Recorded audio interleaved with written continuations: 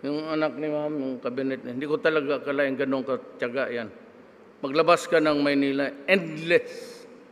Makita mo ngayon, pag natapos yan, yung Cubao, Makati would be just about 10 minutes.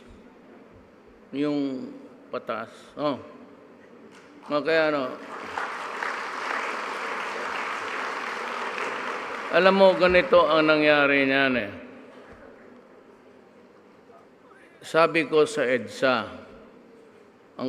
I made only 5 basic promises. Sabi ko sa inyo, wala man akong ipagmalaki, well, I will try to stop corruption. Baski na ako, if I do not succeed totally, I'm doing it. Then I said, Druga. Then I said, whatever